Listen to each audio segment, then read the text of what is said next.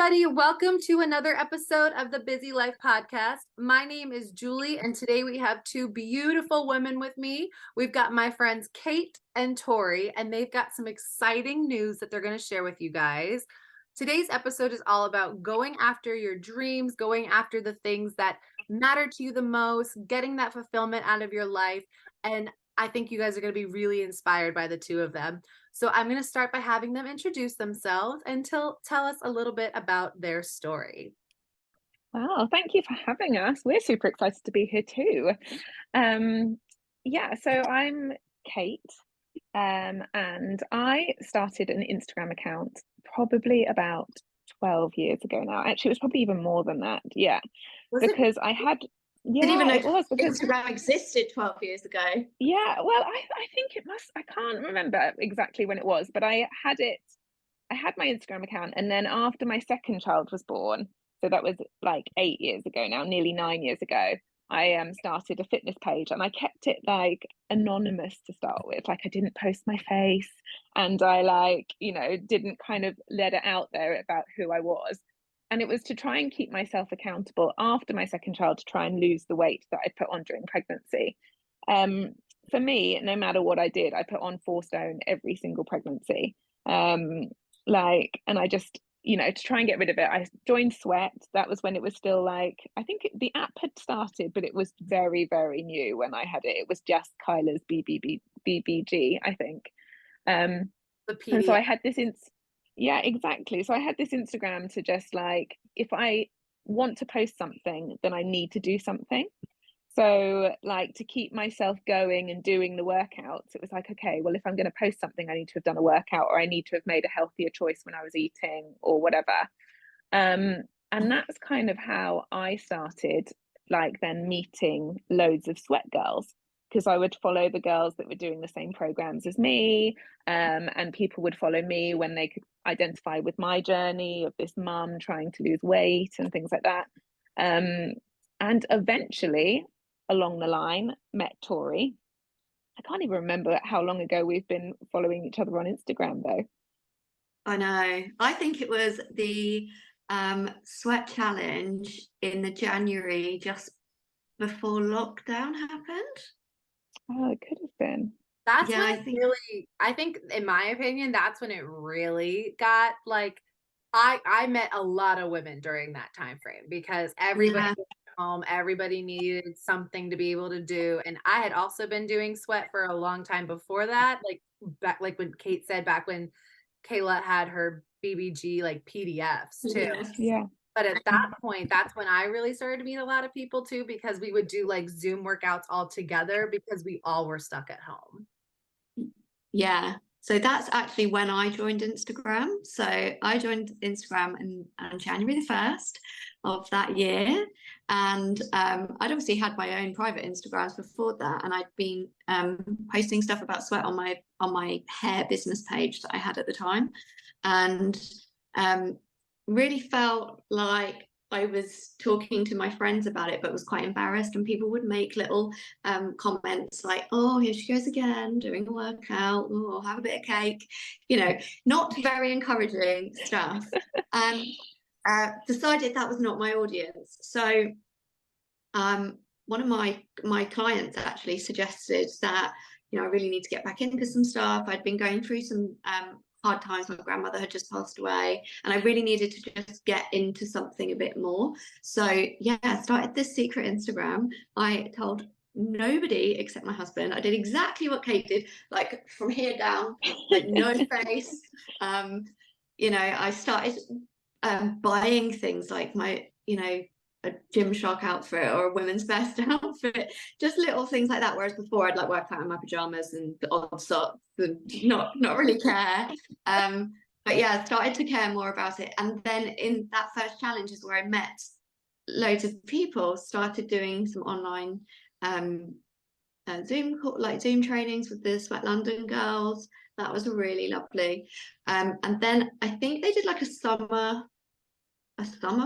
Sweat Challenge as well that year, the first time they put 2 in.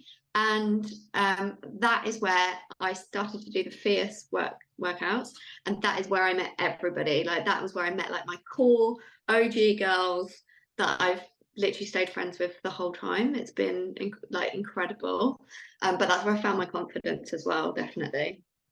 Oh, I love that this app, like, I mean, and I have no like affiliation with it other than I'm a massive fan of it. I just love that it has brought literally people like us on such different parts of the world together with the same goals, who want the same things and are looking for, like you said, that accountability, that encouragement, and not feeling bad about, okay, like I'm going to post that I had a piece of cake, but you're right, you don't want to post on there because you're like, oh my God, like, nope, everybody's going to hate me, and oh, they're going to unfollow me because I'm not perfect and I don't have the abs, or today I'm bloated. And that's just such the opposite though, is like, want to see, yeah, I want to see how normal you are. And I want to see that you've picked a day where you're just like to the gym and you didn't want to go to the gym because you're tired. Or you know what? You're like during COVID times, like we were at home and maybe today I just don't want to go downstairs. But I had that same thing too, where I felt like for the longest time, if I didn't do a workout or if I didn't like, you know, make a super healthy meal, or I didn't buy a cute Gymshark outfit, I couldn't, like, I'm not, my post is not valuable then, and nobody wants to find it. And that's just such the opposite. So the opposite. Like, yeah, I have never felt community like it. And again, I'm not affiliated to Sweat or anything. I wish I was, but you know, I'm not. But I have never felt community like it. And you know, the girls, the trainers on there must be so proud of the community that they have created just by being warm and welcoming themselves. So, you know, it really does filter through all the way through to, you know, the ends of the earth. I think it's funny though as well, because I think unless you are part of the Sweat community, you don't get it either. It was like last summer when we were going to meet up. So it was a few of us who were going to meet up. In the end, it was just me, Tori, and Sasha. And my husband was like, "But you don't know them. Like, you're going to go to London and you're going to meet them. And what if they're not them? What if two guys show up?" And like, Catfish. it's Yeah. like catfishing. Yeah, it was like a combination. And then I felt like I was going on a blind date. Like I was like, oh, what if they don't like me? And then when I got there, they were both like, wow, you're taller than I was expecting. I get it though, because I went to Mexico for Kelsey's Redefined Fitness. Like, Yes, that looked amazing. Awesome. it was so life-changing, and it was an absolutely beautiful experience. But it was the same thing. I knew Anya, who has been on this podcast many times, and I'd known her through Instagram because we'd followed each other for years, and we'd always tag each other and everything. We always commented on each other's posts, but it was like an Instagram best friend. And I told Ryan, I was like, look, I'm going to Mexico. Like, I've never flown by myself, let alone out of the country. So now I'm leaving the US to go to Mexico alone. And I'm going to stay with a bunch of people I've never met before. And you probably think I'm an idiot, but I'm going. But I'm doing it anyway. But I'm doing it. And he was like, how? Like, how, you don't know these people. You don't know if they're who they say they are. Like, blah, blah, blah, blah, blah. I was like, but they are. They're my Sweat community, and they are. And it was exactly that. I was so worried. I was like, oh my God, what if Anya like doesn't look? Because I met Anya at the airport and we were like, look, we're gonna do this together. Like, if this is a horrible trip, at least we would like say that we did it with each other, because we were already connected. And then when I got to the airport, I was like, okay, I don't even know where I'm going. I don't know where the car is to pick me up. I don't know what's happening. And all I know is I need to find Anya. And I found her and I was like, oh my God, what if, but at first I was like, what if she doesn't look like the way she does? Like, what if she's actually mean? Like, I'm going through all these things in my head. What if she doesn't like me? What if she thinks I'm annoying? All these things. Instantly connected. Instantly. She was exactly who she was. We were immediately taking selfies, hugging, so happy. And now I've like gone to stay with her in New York a few times. And it's like, we're just, Oh, it's just the way it is. amazing. But yeah, it's people you don't get it unless you're in it. You No, don't. exactly. I remember the first time I went to London to meet the London Sweat Girls, we did like a workout in Hyde Park, which is like a really big park in London. And it was during one of the like lockdown sort of lifts in too much restriction. So we went down, we had to be like a little bit apart, we weren't allowed to hug, we had to wear masks and all this stuff. And obviously I told like my family I was going to do it. And my son, who's now 14, he would have been younger then, he was like, oh, you're going to meet your internet friends. And he still calls Kate and Shelby, like when we went to Rome, he's like, you meeting your internet friends? I'm like, yes, my internet friends. They're my real life friends now, but yes, my internet friends. And it's so funny because you treat your children like, don't speak to people online that you don't know, blah blah blah. And I am doing that. I am doing exactly what I'm saying not to do. But I feel like, you know, being part of this sweat community and then the wider community now that we've met through, you know, doing different things, you're all there for the same purpose. So and because we're so real and very much promote the non-comparison side of things, you instantly get that connection, whereas you wouldn't get that in a gym, you wouldn't get that, you know, if you just met somebody randomly. This is not a thing that you can sort of I don't know, put a physicality on when you first meet them. Like this community is a sense and a feeling that you just can't explain. Absolutely. It's funny though, because when you meet them as well, it's like you were saying, Julie, you already know them. Like you know, some of the people online I chat with more than I do my other friends, and it's just because we have these like interests and we're, you know, online posting about the fitness day and how it's been. So some of these girls I chat with more than my besties in the UK. And you know, it's not that I don't love my friends back home as much as I do these online friends, but you feel like you know them just as well. It's just the way that you met wasn't necessarily the, you know, normal way that you would meet people.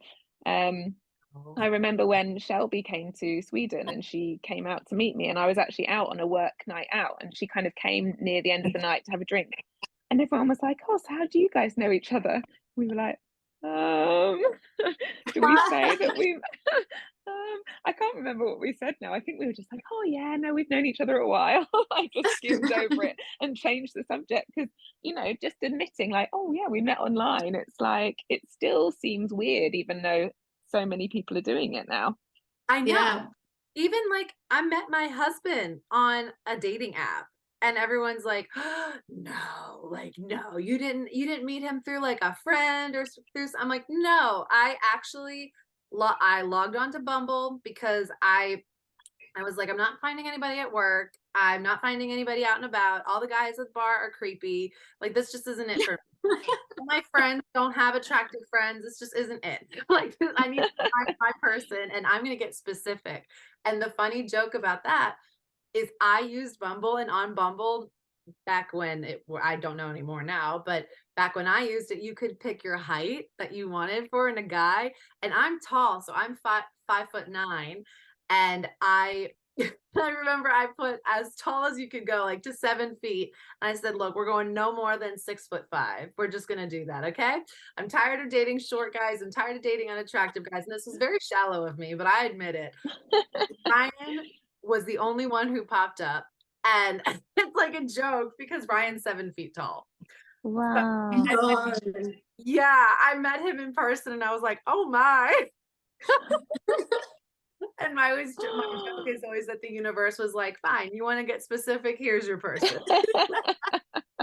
You wanted tall, here's tall. Exactly. But it's the same thing with like sweat. Like, you want people who will encourage you and support you, here you go. You want a community that's going to not judge you for eating your Thanksgiving leftovers 3 days in a row, here you go. Like, that's what it is. And that's just honestly, I think I feel, which is so crazy to say that because my parents also told me the whole, like, you don't meet anybody online, you don't talk to anybody you don't know in real life. Like, it could be this old man, like, you never know, you don't do it. I feel like I've known my sweat friends and my online community friends sometimes like even on like a more deeper level than I do with some of my friends. I mean, yes, I have my best friends at home too, and that I talk to all the time. And it's like sometimes we just get it. And it's just a different type of like beautiful friendship. Yeah, absolutely. And I think we have quite a specific interest, obviously, and my real life friends don't really get that a lot of the time. Like, and don't get me wrong, I'm not saying they're not into fitness, but some are into running, or some are into like CrossFit classes or Peloton, like, and that's their community, and like that's what they love, and that's totally fine. Like, I love it and I appreciate that, and I'm really happy for them that they have that. But like, this is what I found, and I'm perfectly happy with it. You have to find your people who have the same thing. And I think that's kind of what brought you guys together too, to now create what you guys have been working on. So tell us a little bit about that. So you met through Sweat, you've developed this beautiful relationship. What Yeah, so working on now? So we met through Sweat, and then hadn't really discussed any of it really, but I decided to go on an accountability course, accountability coaching course, that one of the other ladies that I followed via Sweat, she runs accountability coaching courses. So I joined that program, and truthfully, it was because I felt like I needed something a bit more fulfilling in my life. And I have, I work full time and I have another job, I have 2 kids, but I just felt like I could give way more with the experience that I had. And I had also been working with my own coach over a period of time, and I loved the structure that he gave me, and but he's very PT and nutrition based, so that additional sort of, I always say, like, love and care and support, like that was difficult for him to give to so many people that he had. He was great at it, but obviously he was a man as well. I couldn't quite understand fully everything a woman goes through. So yeah, I got really into my coaching course, did all that, passed my course, and then bless him, he gave me a complete step up into the like foray of doing coaching, and let me work with some of his clients just as like an additional thing to his belt. So he was still coaching them as nutrition and fitness coaching. He'd given their plans, and I was literally there to support them in the day to day. And shock horror, it was the women that embraced it the most. So I did work with a few men, but mostly women. And I really think it was because I could understand what it's like to, not necessarily be a mother. Like, I am a mother, and some of them are mothers, but people who have like really time consuming, hard jobs that they're really striving to like do well in, but also like keep in touch with their friends, like look after their family, go and like still, I don't know, do the food shopping every week, clean their house, like all the stuff. They just couldn't understand how people did it all. So worked with them to sort of do that. And then I coached then by myself for the next 12 months. Well, it's 12 months anniversary this month, actually. And then in September, Kate and I met in Rome with our friend Shelby. It was amazing. It was like the most incredible few days. We had the best time. But when we were there, it was so good. And it was so hot, and it's so freezing cold now. I know. It's cold here too. It's freezing here. It was I know we use Fahrenheit, but it was below freezing this morning. Well, it was so cold here this morning that I went out for a run, and I have one of those camel packs with the tube that comes out of the backpack, and the water froze in that tube. Like, I couldn't drink anything after 1 kilometer of my run because it had actually frozen in the tube. I was like, why is this not working? And then I like felt that it was all crunching up the tube, this ice that had gone through. That's the coldest, it must be the coldest I've run in a long time. And when you run in the cold too, your lungs are like it's not a fun feeling, because I did it yesterday and I was like, look, I was gonna go for a walk, and I was like, okay, I'm gonna get a little bit of a run in. Like, it's so cold, like I gotta get warmed up. And I was like, oh, this is not easy to run cold. Well, it definitely wasn't cold in Rome. It was like nearly 40 degrees, and I'm sorry, I don't know what that is in Fahrenheit, but it was absolutely sweltering hot. Yeah. So, but we discussed it there, like how I was getting on with the coaching, what did I think of the training I'd done, all of these things. And yeah, Kate said that she fancied doing it, and yeah, I encouraged her to do it and helped her with that. And then the last few months have been a total whirlwind. So we were just talking about what we were going to do for our separate challenges going towards Christmas to like help people, people still lots of people are after the sort of physicality side of fitness, and most people, and I'm not ashamed to say that I definitely got into fitness because I wanted to look a certain way, lose weight, but you very quickly move away from that once you realize all the other benefits. But most people want to get involved with fitness because of something or other to do with their physical appearance. So you find like going towards Christmas, going towards the summer, people want to sort of get in shape. So we were talking about our challenges that we were going to do separately. And I just thought, why not put it out there? And if Kate says no, it'd be awkward for a second. It'll be fine. It'll be totally fine if she says no, and I'll understand that. And I hadn't really thought it through at all. I just thought, why don't we do this together? What, like, two heads are better than one. We both have mega busy lives. Like, the resource around doing one thing with two people has got to be more resilient for a start. And got more chance of being successful long term with two sets of ideas. But I mean, that was like a millisecond thought. There was no like, I hadn't actually thought about the full picture. I was just like, hey, do you want to do it together? She's like, yes. I was so excited. And I was so happy. I was so happy that she said yes. And it was just, and then it's just whirlwinded from there, really.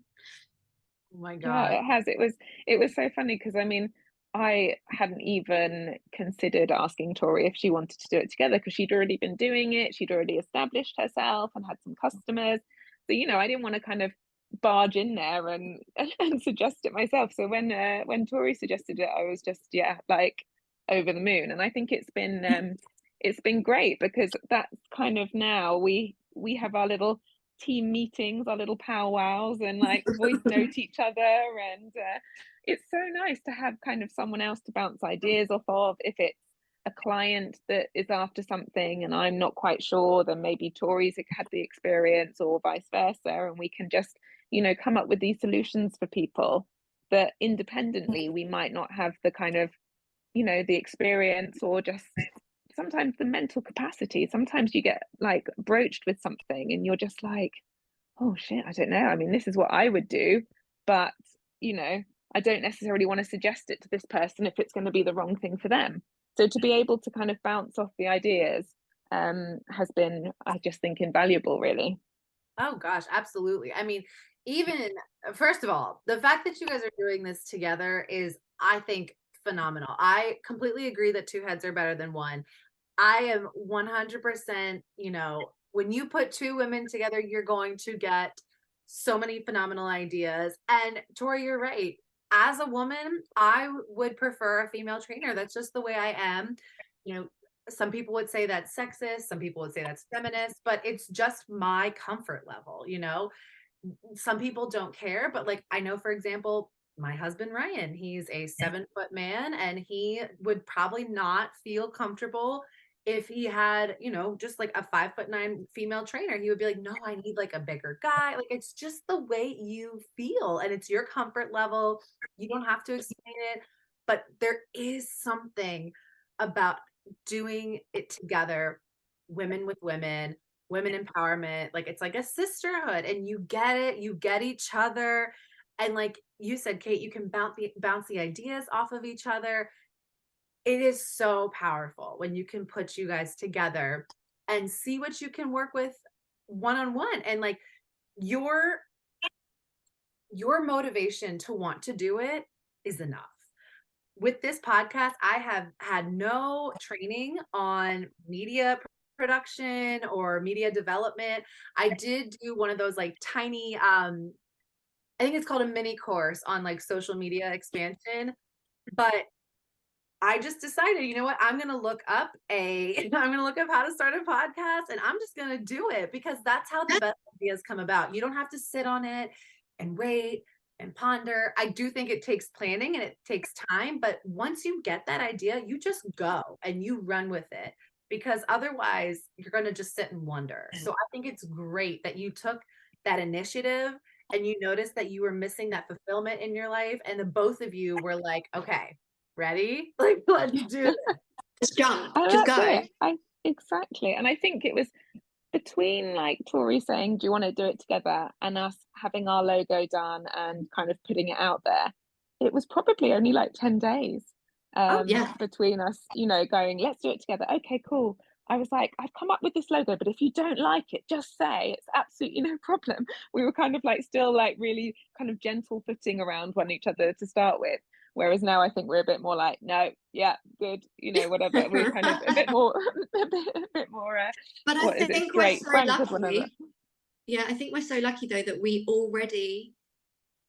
don't have clashing opinions on big things. So we're all like, luckily we're both pretty headstrong, but also quite easygoing. So if we know that somebody has like more skills in a certain area, like that's fine. Like you know, like you do it. That's totally fine. I'm happy to take your advice. But also it's really easy for us to say, oh, I'd just like to tweak that color, or do you think that we need to just slow that reel down, or can't quite see that word? And we appreciate that second eye, and it's never in a negative way ever. It's like we're building this together. So any bit of advice that we're giving each other is purely to build our own brand. It was meant to be. It was meant to be. I think so. Yeah, definitely. So how can we access this for anybody who's listening to this and they're like, oh my God, wait, so Kate and Tori are coaches and they're like accountability coaches? Like what questions do you think that you get the most from your clients? And if you were to reach out to them and say, hey, I would love to support you in this, I want to be there to help you with your accountability, and they would say, you know, well, how do I do this? Tell them where to start. So they can find us on our Thrive With Us Instagram page, and you can see all of the clients that we're currently working with. We will be talking about them in our stories. You can head over to my page and see some of my transformations that I've worked with previous clients as well. That's Tori Fit. So you can look at that. We are got a website under construction at the moment. So we're going to be launching that in January, ready for our next sort of intake of our group challenges that we're going to be starting on the 18th of January. And we're also going to be trying to make it very clear on the two strands of coaching that we work with. So we have our one-on-one coaching, which is where you'll be allocated to Kate or I to really provide a really detailed level of support throughout your day, 24 hours a day, 7 days a week. We'll literally be on the end of the phone to be able to talk you through anything. We'll set you up however you want to go. Our, morals are very clear that we won't do any harm to anyone. It's client-led. They are leading what their goals are. So we will just support you with those goals. Like if you come to us and say you want to do X, Y, and Z, for example, someone say, I want to work with you for a month, but I want to lose 20 kilos. We'll be like, I don't think we're the girls for you. Like, we're not going to be encouraging people to do silly Starve things themselves or to miss out on anything. It's not about restriction. No, so we want to encourage people to have a sustainable, fulfilling, active lifestyle that they can continue when they're not working with us. So the one-on-one coaching is really, really important if somebody's just finding life a bit overwhelming. So accountability coaching leans on lots of different areas. It's like lifestyle coaching, life coaching, helping people just deal with their overwhelming schedule, and then guiding them around nutrition and workouts. But obviously we're not PTs and we're not nutritionists, so we don't want to give anybody any advice that would go against anything like that. So we're very clear on what we support with. And then our group challenges, which is the second sort of string in our offering, is very much like the light touch option. So we do appreciate that the one-on-one coaching is very time intensive from our side of things. So it can be a little bit out of people's price ranges. So we want to offer something that is very accessible to the majority of people and support them in a group setting. So that wouldn't be the one-on-one 24-hour support. Obviously they can reach out to us anytime and we wouldn't say sorry we can't talk to you. Like, we absolutely would not do that. But it's running a group setting, we'll check in with them sort of once a day and speak to them throughout the week, rather than this constant dialogue that we would have with the one-on-one coaches. Yeah, I think when we're one-on-one coaching, it is like we are your little fitness friend in your pocket. So whenever you have like, a little dilemma or you're not sure about what to do, then you can give us a text. And also we're there to kind of prompt you, like, have you drunk enough water today? What is your plan for movement? How are you feeling? I think when people pay and they go and see a PT, which I think is a brilliant thing to do, the PT is there and they're 100% with you for that hour a week, maybe, depending on your budget. Whereas we're there all the way through the day. So when you have that crisis, if you're like me at 6 o'clock in the evening, when you really want to chow down on a big bar of chocolate, you can text us and, tell us that you're feeling that way. And we're not going to tell you not to have any of it. We're just going to try and help you choose the moderation, or to really think about why you're eating it. Is it because you really want it, or are you stressed about something else? So I think like having that resource of having us with you and supporting you through is what kind of leads to the success, really. Absolutely.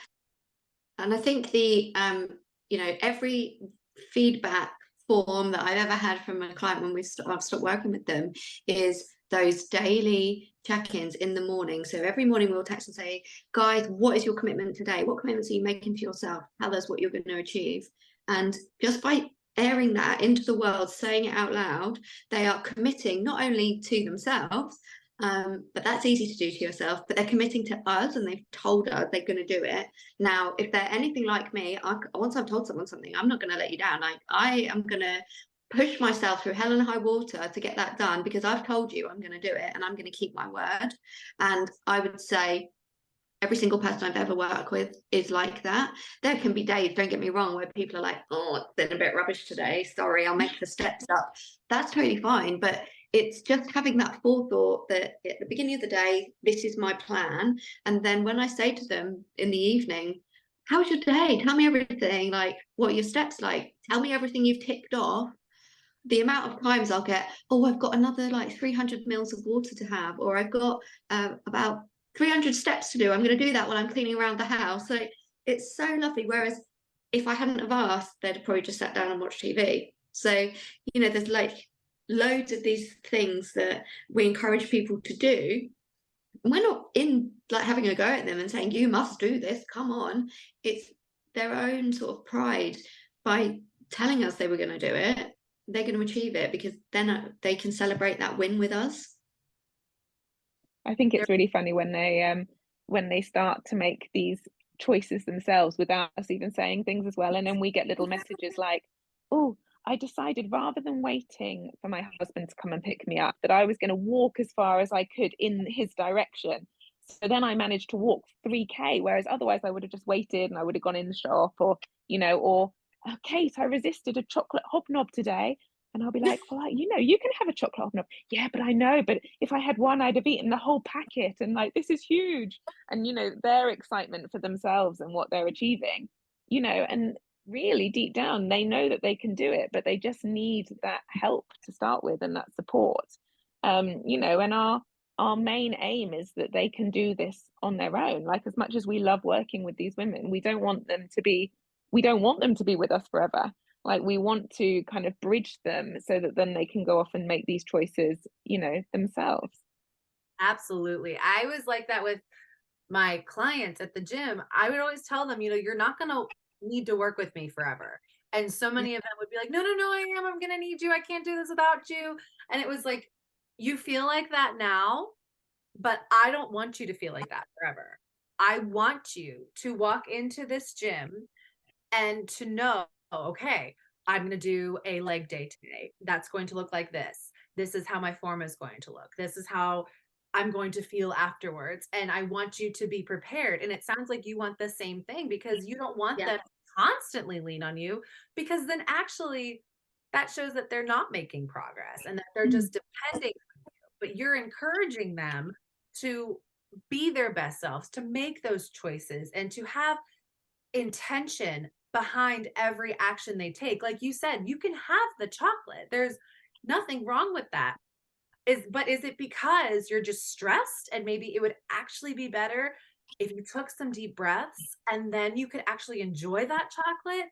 Or are you just eating it because you're stressed and then you totally forgot why you were stressed and now you feel like shit because you just ate a whole thing of chocolate?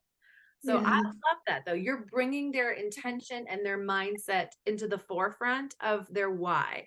And what are you doing? And how can I help you be the best version of yourself? Because I think you said it, Kate, they're very capable of doing it.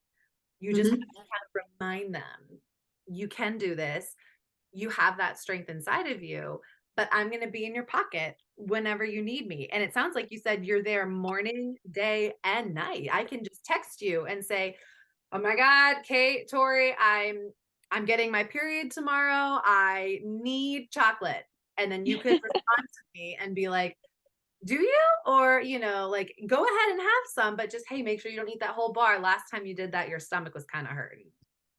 Exactly. And remember how Exactly. you feel last time you had that binge, when you like text me and you were annoyed with yourself. And I think, what you were just saying about the period is also when it comes down to, clients, mainly women clients, wanting this service because we understand what they're going through. I mean, I Mm. remember I had a PT after I'd had one of my kids, and he was like, "You really need to get more sleep." And I was like, "Okay, cool. Do you want to come around and babysit them? Because, I've got 3 kids. Like, it's not like I don't want to get the sleep myself." Like, and I just think, like, yeah, I know what you're saying and I know why you're saying it, because it's true. I need to get more sleep, but that's not the situation right now. That's not my life right now.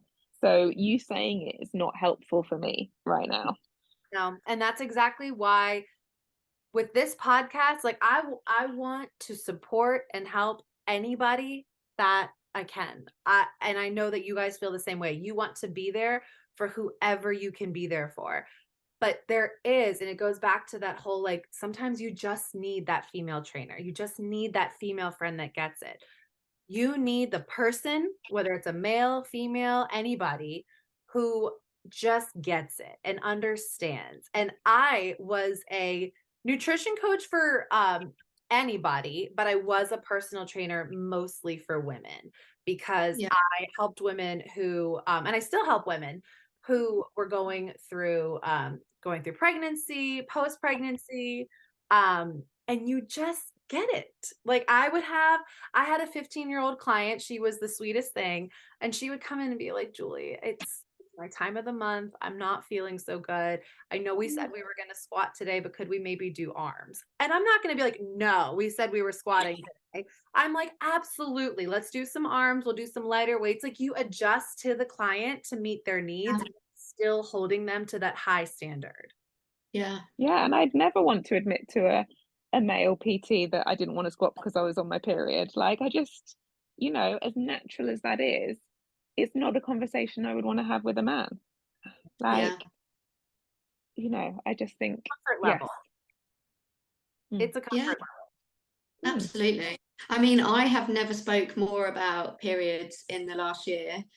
But I've never spoke more about periods in the last year than I have done in my entire life.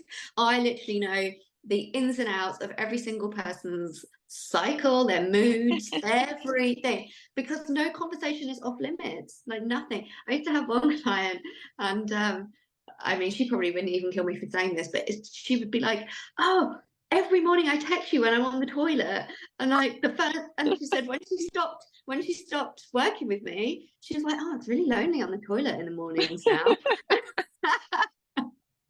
I'd be like, "Oh, babe, you can still text me. Like, it's really fine." But the thing that comes clear for me is you become friends with these people. Like you care so much about them. You know their kids, and you know kids are sick, or they're something bad's going on at work, or something's happened, you know, going to a funeral or something. Like you really care about these people, and you take on all of their sort of stress as well and try and help them through it. And the most fulfilling thing is where someone's like, I could not have done that today without you. Like you helped my day so much. And that's all I want to do is help somebody. I just want to help someone, and I want to help them realize that they can do whatever they have set themselves to do. Now, how do you balance that? Because I know from a personal standpoint, being a teacher, being a trainer, like you said, you take on their stress because you want to help them. How do you guys find a way, though, to keep your clients kind of in their lane, per se? Because this is my job, this is my work. And even though my clients can text me and talk to me at any point in the day, how do you find your balance and your boundaries to make sure that you guys are also still taking care of yourself? Because as you both know, it's not possible to be the best trainer, to be the best coach when you also aren't taking care of yourself. So how do you find that time to balance everything? And like we said, time is of the essence, and you want somebody who gets it, and you have to be that role model for that. So walk us through, what does that look like for you guys?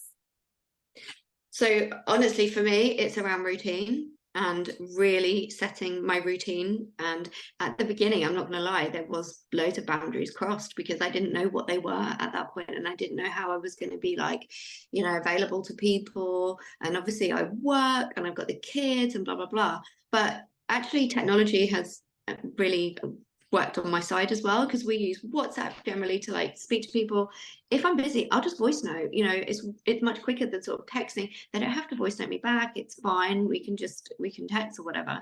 But I have a real rigid routine. So I get up really early, like 5 a.m. I send my text. I've already prepared it the night before. I know what I'm going to send to people. I get up, I do my workout. I don't check my phone while I'm working out. I get on with it, blah, blah, blah.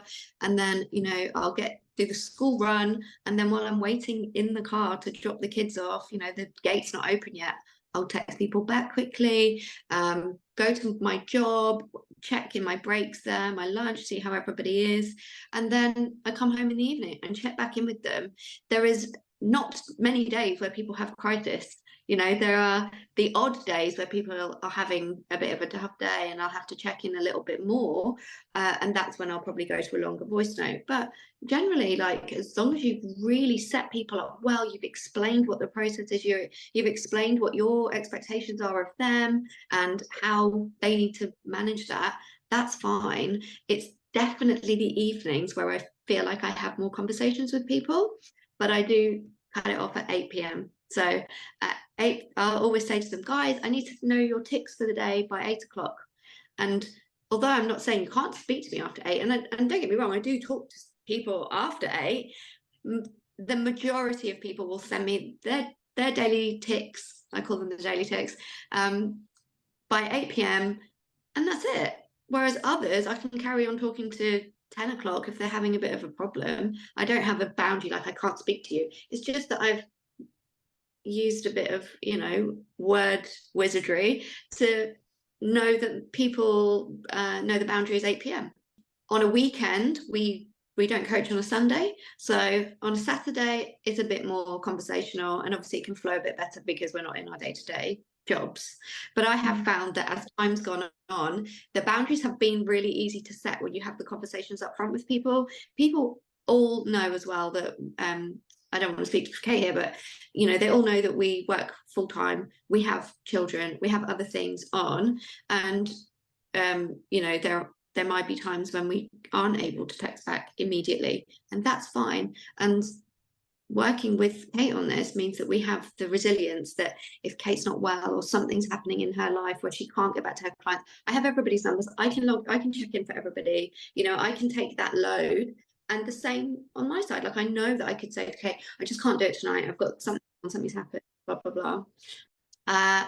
It's really easy to just move clients over and already set that expectation with them as well, that there might be points in this journey with us that you might have to speak to another coach temporarily. Yeah.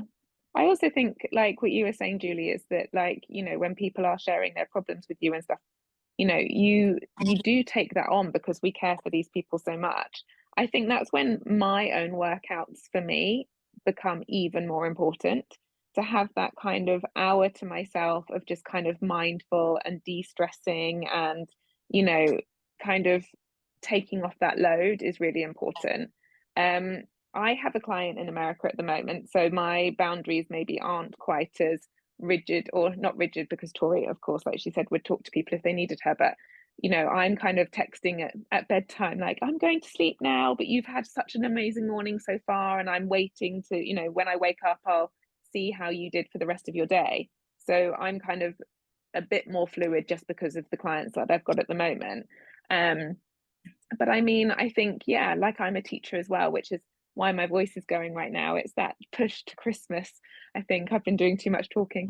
And I think they know that when I'm teaching that I can't talk, that I won't reply, but as soon as I get my break, I'll check in and see how they're doing. And yeah, I mean, I've never felt like anyone's been frustrated that we haven't responded straight away or anything like that. I think they know that we've got this stuff going on too, which is why I think they actually can relate to us, because we're not just sat at home expecting them to kind of be able to do their workouts and do this, whereas we've got nothing else going on in our lives, you know, which would make it you know, that these expectations were unrealistic. I think we're kind of saying that you can do it. It's just about prioritizing yourself a little bit.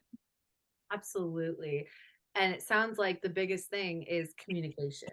The communication is key between you and your clients, because in order to have that proper coach and client relationship, especially with life coaching, is and accountability coaching, is what's going on. You know, this is what my day-to-day life looks like, and I want you to tell me what your day-to-day life looks like too, so that I can help you. Because I know we talked about this earlier, though, is that, you know, people go on Instagram because they think, oh, I'm going to post this picture and it's going to hold me accountable. But what happens in the moments where I don't really necessarily want to post about something, but I want to talk about something that just happened? And, you know, like something I mentioned earlier in my life, and both Kate and Tori know about it, is that two of my family members had a stroke. And that's not really something fun that I want to talk about on Instagram, but I do, because that is where I am holding myself accountable. But not everybody feels that level of comfort or that ability to want to even do that. So that's where you guys would come into play, and you could say, look, hey, you know, I mean, I got my workout in, but it wasn't exactly what I wanted it to be. You know, this is what's going on in my life, but you know, I did it. And then the both of you would jump in and give them all that love and support that they need, and also still hold them accountable.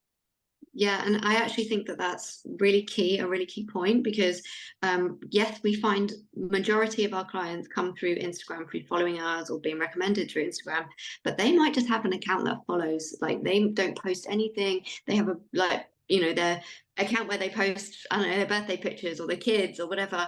They are not used to this level of like publicity around, or, you know, what they do, and they have nobody in their lives to do those celebrations with.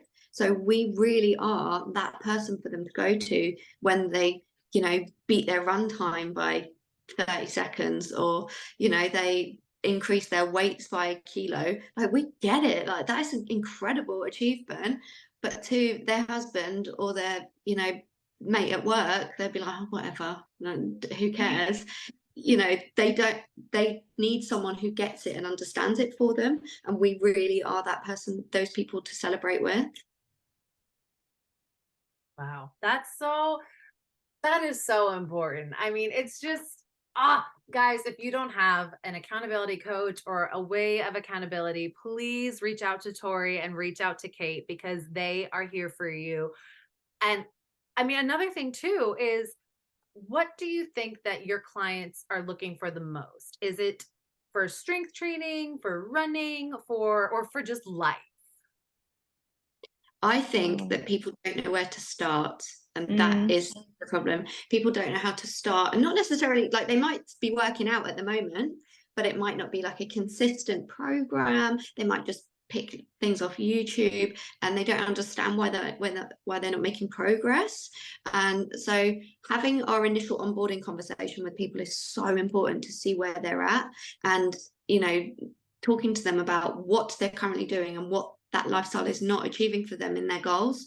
So people, I think, I would say 90% of the girls that I have worked with, they kind of know what to do. They just need the direction, and they know they need to make better choices. They know they need to move more. They know like walking's better for them. They know they need to drink, because I would say most people don't drink enough water, and that's the biggest thing that we find people achieve the quickest. But they just need a bit of like, come on, you can do it. We've totally got you, and this is the path you can go down. But I would never point someone down it. I'd be like, well, I was in your shoes. I did this. I followed a consistent program, and that is where I've seen, a change in my shape, or that's where I change in my composition. Then I switched up my diet. That was a lifestyle, like a major lifestyle change for me, but that was a game changer. So where they're able to see that evidence, but you have actually done it, and they just need that guidance. I don't ever have people that are like, oh, hey, I want to specifically grow my biceps, or, I want to be a Hyrox competitor or whatever. Like, I don't ever have people say that. It's more I don't know what to do. I'm overwhelmed. I need help me, is the majority of people. I think what people really appreciate as well is that, like, I think past me, when I was first starting out with my journey and things like that, if I made a little slip up on a day, that was it. Like, I would go then full throttle into like, well, I've ruined it now, so I might as well just, throw in the towel and give up again, and I'll start again on Monday. And it might only be Tuesday at this point. So then I've got, days of just going like off the rails because I've messed it up. And for people to just understand that actually you haven't messed it up. Like, this is life. Things are going to happen. Be kind to yourself. Like, yes, it wasn't exactly what you wanted to happen today, but that's okay. Like, let's draw a line under that now. Let's move on. Let's start again tomorrow. If we're starting again, or even start again today, just draw a line under it now and get back onto it, so that, they don't just spiral out of control. I think that's kind of what people appreciate the most, is that they have that support to get back to doing what they want to do and to working towards their goals. And that encouragement, that progress does not equal perfection. You don't have to be perfect at absolutely everything. You just need to be consistently better than you were a few months ago. Just keep adding those little Lego bricks on day by day, and it will eventually, you'll feel amazing, and you'll feel like, oh yeah, I'm getting it. The consistency is so important. But starting off trying to be perfect, you're already setting yourself up for failure. It's never going to work, and nobody's perfect unless you're an elite athlete, and they probably are not perfect either, like just perfect for a period of time when they're competing. It's too much pressure on everyone. Nobody needs to be perfect. No comparison against somebody else is healthy for you. You're good enough is good enough. That's it. You could even word it to forget being better than yourself a couple months ago. Be better than you were yesterday. Yeah. Yesterday, if you had a bad day yesterday, or this morning was rough, like Kate said, you don't have to ruin your whole week. Just start over now. Okay, that was not a great choice I made. I'm going to take a deep breath, and I'm just going to start over. I mean, that happens all the time. People are like, oh, but I just ate chocolate. I just had, because a lot of it comes from food. The wine. Yes. Yeah, alcohol's a big one. Yeah. Put the wrong thing in my body. I did the wrong thing, quote, quote, to my body. Yes. You didn't. No, yeah. You didn't. Yeah. In your life, and you had a moment. And you know what? Whether your moment was actually bad, and in my opinion, the only way it's bad is if you harmed yourself, or if you made yourself sick, or if you did something physically, emotionally, and mentally harmful. like Yeah. whatever you did is hurting you, then it's bad.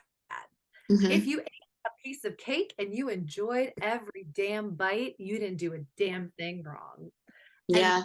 thing that so many people fall onto is the old habits of, oh, no sugar, no this, Mm, no that. And for Too some much.